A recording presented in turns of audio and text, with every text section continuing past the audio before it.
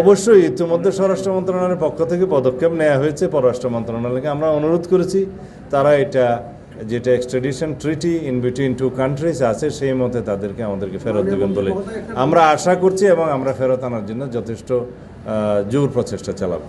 আমরা বাংলাদেশে মব কালচারকে এই কখনো আর এগোতে দেব না, এটা বন্ধ করতে হবে এবং এটা বাংলাদেশ থেকে বিলুপ্ত হবে ইনশাআল্লাহ। আমরা কোনো সন্ত্রাসীকে, অস্ত্রধারীকে, কোনো চাঁদাবাজকে, সংঘবদ্ধ কোনো ক্রিমিনালকে আমরা আইনের বাইরে থাকতে দেবো না, আইনের আওতায় নিয়ে আসবো। সেটা আমাদের প্রতিজ্ঞা, প্রতিশ্রুতি এবং জনপ্রত্যাশাও তাই।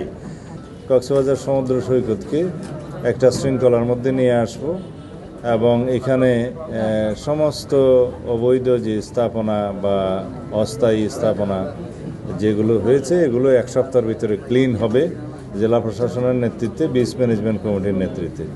বিচ ম্যানেজমেন্ট কমিটি এখনও গঠিত হয় নাই, নতুনভাবে গঠিত হবে। আমাদের অহংকার হচ্ছে আমাদের কক্সবাজার বিচ।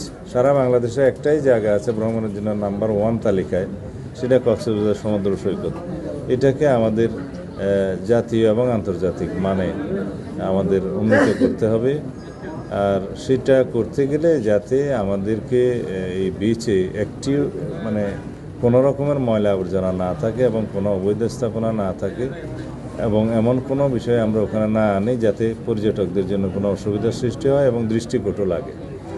দ্বিতীয় হচ্ছে আইনশৃঙ্খলা পরিস্থিতির সার্বিক উন্নয়নের লক্ষ্যে কক্সবাজার জেলাতে পুলিশ প্রশাসনের নেতৃত্বে এবং সার্বিক সহযোগিতায় জনাব লুৎফর রহমান গাজল স্থানীয় সংসদ সদস্য তার সহযোগিতা এবং তত্ত্বাবধানে এখানে সিসিটিভি ক্যামেরা সারা শহরে বসানো হবে। 3 নম্বর হচ্ছে মাদক এবং জুয়া, অনলাইন জুয়া, এগুলো বন্ধের জন্য আমরা যা কিছু প্রয়োজন সর্বোচ্চ প্রচেষ্টা করব। সেই জন্য আমরা পরিকল্পনা গ্রহণ করার জন্য আইনশৃঙ্খলা বাহিনীকে, যারা এখানে সংশ্লিষ্ট আছে সবাইকে অনুরোধ করেছি। মাদকদ্রব্য নিয়ন্ত্রণ অধিদপ্তরের কর্মকর্তাবৃন্দ, পুলিশ বাহিনী, র্যাব, বিজিবি সবাই এখানে সহযোগিতা করবেন। আমরা মাদকমুক্ত সমাজ গড়তে চাইলে আমাদেরকে প্রথমে এই কক্সবাজারের এই টুকিয়া, টেকনাফ এবং আমাদের এই রোডটা মাদক চোরাচালানের বন্ধ করতে হবে এবং মাদকের প্রচার বাণিজ্য সব কিছু আমরা এখানে বন্ধ করতে হবে। টমটমের সংখ্যা আর বৃদ্ধি হবে না। অযান্ত্রিক গাড়ি, নন মোটরাইজ ভেহিকেল যেগুলো আছে ব্যাটারি চালিত, এগুলোর সংখ্যা আর বৃদ্ধি হবে না এবং লাইসেন্স নবায়নের ক্ষেত্রে যথেষ্ট কেয়ারফুল হতে বলা হয়েছে। সর্বোচ্চ সংখ্যক যেটা নির্ধারণ করা হয়েছে সেটার উপরে কখনোই আর যাবে না। ক্রমান্বয়ে যেগুলো ড্যামেজ হবে সেই সংখ্যাটা আর ফিল আপ করা হবে না, সেই জায়গাটা খালি থাকতে থাকতে আস্তে আস্তে এগুলোর সংখ্যা কমানো হবে।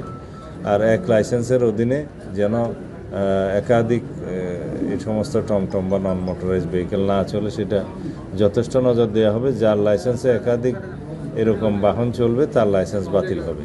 এইভাবে একটা সুশাসনের মধ্যে নিয়ে আসতে হবে। আর গরিব মানুষরা যাতে কষ্ট না পায় সেই দিকটাও আমরা লক্ষ্য রাখবো। দিয়ে প্রকাশ্যে তালিকা করব না, ঘোষণা দিয়ে প্রকাশ্য তালিকা করলে সেটা পলিটিক্যালি অনেকটা প্রভাবিত হয়ে যায় বা বিভিন্নভাবে সেখানে ডিফেক্ট থাকে। আমরা খুব প্রফেশনালি এই তালিকাটা করার চেষ্টা করছি।